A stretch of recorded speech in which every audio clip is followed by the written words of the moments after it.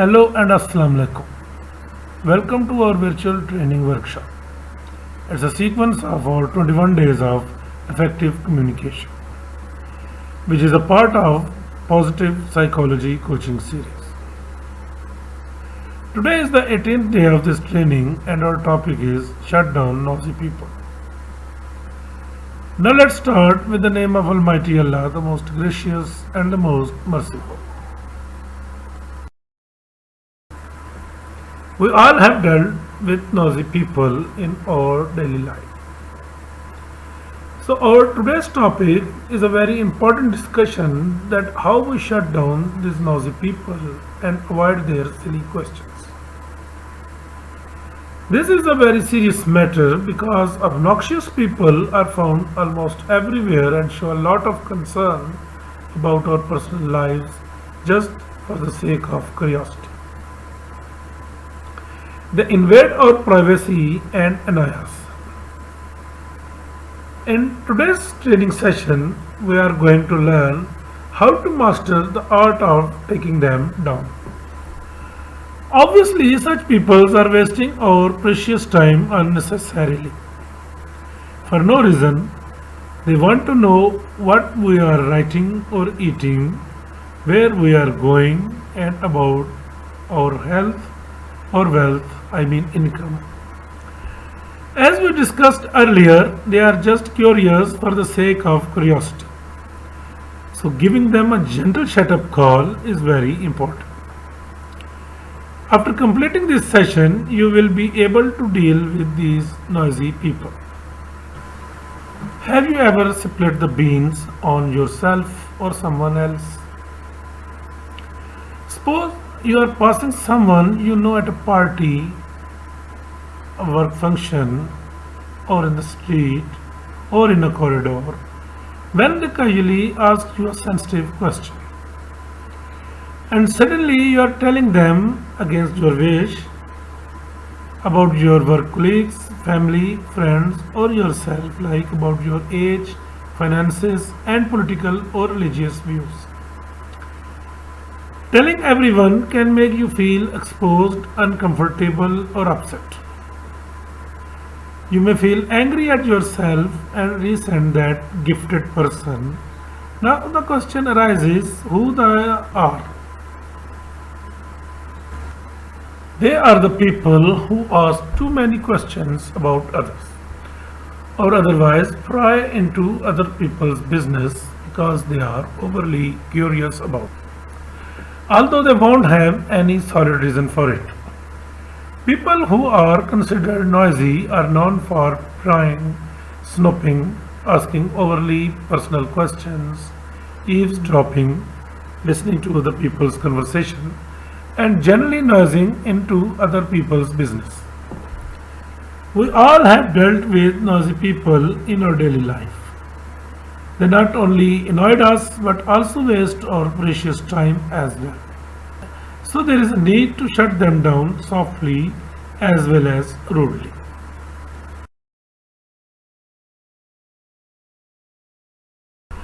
Here the question arises that how these noisy people can annoy us.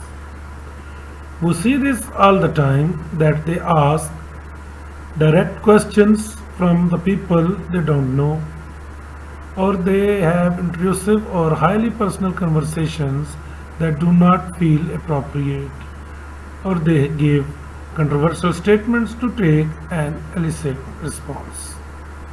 So it is really an art to manage these noisy people and deflecting uncomfortable conversation without causing any offense. Remember that tact is a valuable skill and those who don't understand personal boundaries lack it. Now let's talk about how to politely deal with these obnoxious people to avoid unnecessary conversation or avoid questions you don't want to answer.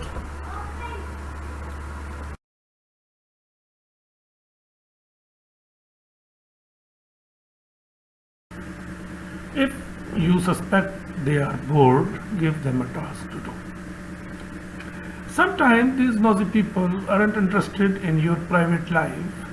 They just want to break up the monotony of their busy day. These people are exhausted from the business of the whole day, so they want to relax by talking like this. Now it is you who decide to answer their intrusive questions or vice versa.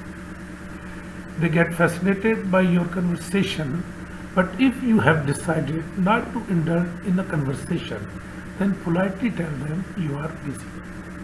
Tell them that you are so glad that they are free, but you are very busy as your to-do list is so long and you need some help to finish it in time.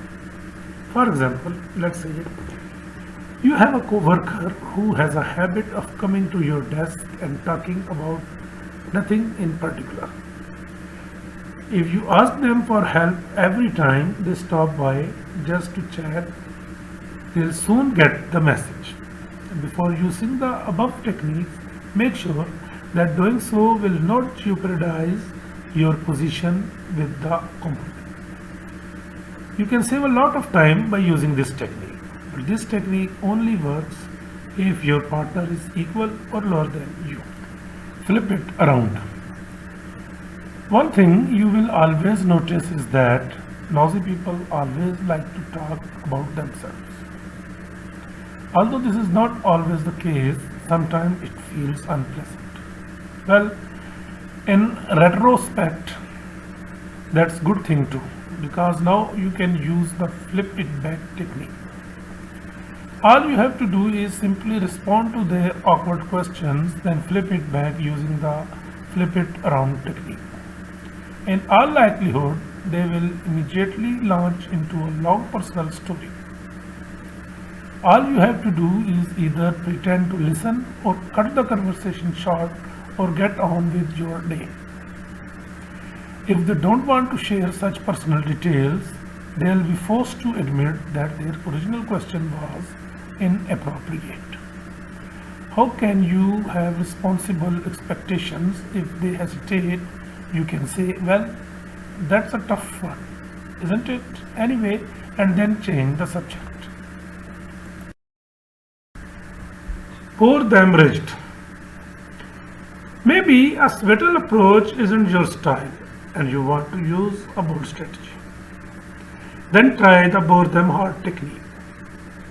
When asked an intrusive question, answer it, but in a really boring way that leaves out the juiciest part of the story. For example, imagine you have had a long day at work and now you want to drink a strong cup of coffee in a dark corner. Suddenly, your annoying colleague asks some weird questions about your personal life and tries to pressurize you. In short, they seriously need to be bored without giving them time to ask inappropriate clarifying questions. You may have to use this technique at least a couple of times until your inappropriate partner quickly learns that his inappropriate questions will not be answered. A variation of this strategy is the broken record technique. This means that giving them a short answer, then repeating it until they get the clue and back off. There is no need to show any sign of frustration, but respond exactly the same way each time with the same tone of voice and facial expressions. All this is enough to tell them that you have no time to answer their useless and silly questions. Say, why do you ask? This question can embarrass apathic people. This will stop them and their reaction will reveal their true purpose. Obviously, they must have a good reason for making such an inquiry so that you can answer their question accurately. On the other hand, they may ramble on for a half-hearted answer, making it clear to you and anyone listening that they have no business by sticking their noses where they don't belong. Don't take it personally. Remember that nosy people are generally very nasty. It is unlikely that they are singling you out for special treatment. Avoid their interactions with their other co-workers or friends. If you have a good relationship with their others in the same situation, you could even get together to swap strategies. You may gain fresh insight into the nosy person's psychology, which will put you in a stronger position to deal with their behavior in the future.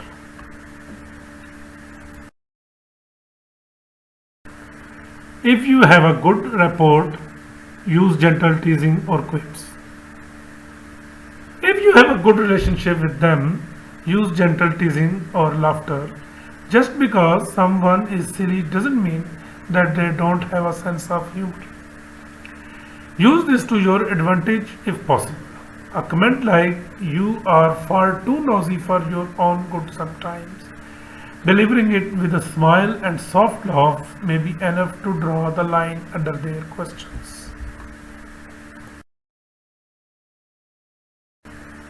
If a nosy person crosses the line into the bullying, take it seriously. Nosiness is usually annoying rather than harmful, but occasionally it takes a more dangerous turn. Anyone who uses offensive, inappropriate question with the intention of making you feel uncomfortable, unsafe, or threatened is a bully. When challenged, they may say that just want to get to know you better, or even that they are trying to help you. In this situation, you need to enforce your own personal boundaries and let them know that there will be consequences for their behavior. The best strategy here will depend on the severity and context of the situation. Sometimes you just have to let someone know that if they don't respect your privacy, you will end the conversation. For example, if someone asks whether you are planning to have children, you could try responding, "I'm sorry, I'd prefer not to talk about it. Why don't you tell me about your family?" In the workplace, it may be important to record their bullying behavior and then complain to your company's HR department. Everyone has the right to go about their day without scrutiny.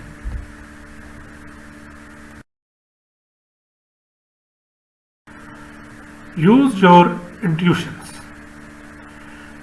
Sometimes it's pretty obvious that you are dealing with a person who is preparing to ask all kind of intrusive questions, and you can't ignore it. For example, if you are sitting on a plane with nosy people where you can't walk away and you are not in the mood of talking about your personal life with a stranger, so if you think an uncomfortable conversation is about to start, use distraction techniques to signal that you don't want to chat. Put on your headphones, start watching movies, open your book, or take a nap. Motivation for being nosy. Try to find the reason for their nosiness.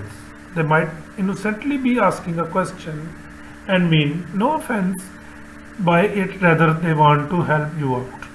Remember that situations that are emotional for us might not be seen as sensitive areas for others. If you are asked an awkward question, try pausing to consider why you think this person is being nosy. It is easy to lash out at something that is causing stress in your life. So remember that other people won't know you have just been through a difficult situation and shouldn't bother you by asking. Always maintain conversational boundaries with these nosy people. Some people are intrusive because they love sharing all the juicy details of their own personal life. Maybe they want to talk about their intimate life. Their aim is that you share your personal life stories in response. Very often, personal questions aren't meant to cause upset or offense. Particularly coming from a stranger, The question might be intended as a conversation starter where they are looking for something in common. Turning it around can deflect the discussion and allow them to talk instead. However, this doesn't apply to everybody, and you need to be able to stand your ground and not answer personal questions that you find inappropriate. Financial intervention of nosy people. Aside from personal relationship, one of the awkward questions most often asked is about money. Some of us are very happy to share what we paid for our new home or how much we are investing in our children's education. But for a lot of people, finances are a private and not something they wish to talk about in public or open conversation. If someone asks a financial question, they might have a very good reason. For example, they might be considering buying a home in a similar area or be thinking about switching schools and being interested to know the comparable cost. Try not to balk and answer with consideration but without feeling pressure to disclose anything that you had rather not. Deflection. If you are asked a question you deemed inappropriate, you can divert the conversation to an area that you feel more comfortable with. People love to talk. And so asking a question is a great way to switch attention away from you and back to the nosy person asking the question. Whatever your response, know that a person with good intentions might not mean asking uncomfortable questions. However, if you know somebody is deliberately trying to put you on the back foot, don't be afraid to just walk away. It is better for your peace of mind not to rise to the bat. So laugh it off or shrug if you can, or simply don't answer. You don't have to validate yourself and have the right to keep things personal if you don't feel happy talking about them with nosy people. If you encounter a nosy person today, whether it's a colleague, relative, neighbor, or some acquaintance, use the tips you have discussed in this training session and shut them down gently but firmly. If you avoid all rude people today, plan for next time. Prepare yourself in advance and what you have to say won't hurt. Thank you very much. Here we finish this lecture. We hope that you enjoyed much and learned a lot of new things with us. We are waiting for your valuable feedback. We will be right back with a new topic. Keep watching our YouTube channel.